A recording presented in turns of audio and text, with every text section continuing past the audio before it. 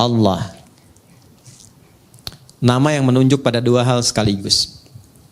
Satu, sifat ketuhanan. Yang kedua, pusat penyembahan.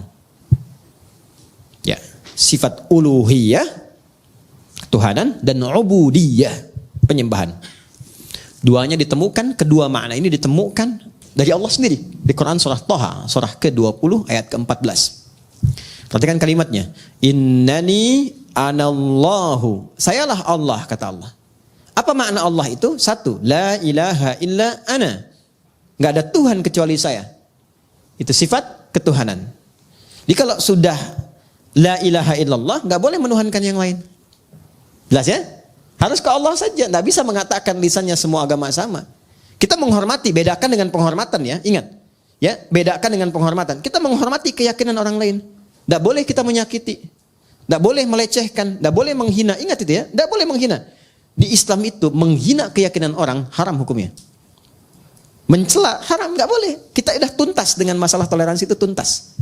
Kita punya ayat lakum dinukum waliyaddin. Maksa orang masuk Islam tidak boleh. Ini sedang ada bencana misalnya. Wah, ada banjir badang macam. Datang kita ke situ. Ya. Kemudian kita bikin makanan karena butuh makanan pokok, kita buat di sini. Rumah RKM Musyawarah bikin biskuit. Mereknya merek syahadat la ilaha illallah. Dengan harapan ketika dimakan langsung masuk Islam. Itu dosa, nggak boleh. Ya, baik dari paksaan halus apalagi kasar. Yang kasar itu ada. Dikasih obat yang dosisnya tinggi. Nanti minta lagi, harus pindah agama. Ya, kalau enggak dikasih obatnya. Itu pernah terjadi di beberapa tempat di Afrika, ada yang begitu. Ya. Nah, itu tidak boleh. Di Islam kalau ada yang begitu nggak boleh. Anda dokter nih. Ada pasien non-muslim datang, dikasih obat yang sengaja dosisnya tinggi supaya datang lagi. Dan tergantung kepada Anda. Syahadat dulu, kalau nggak syahadat nggak saya suntik. Ya kan, dosa itu. Ya, nggak boleh. Ya, atau misalnya mengada-ngada. Ya, oh wudu deh Pak, kalau Bapak wudu minum obat ini langsung sembuh. Padahal memang obatnya harus itu misalnya. Itu dosa. Nggak boleh. Islam itu indah. Islam itu indah. Balik ke sini ya. Nah, Allah satu sifat ketuhanan. Kedua, ubudiyah.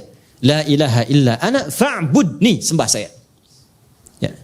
Sembah itu sifat ibadah.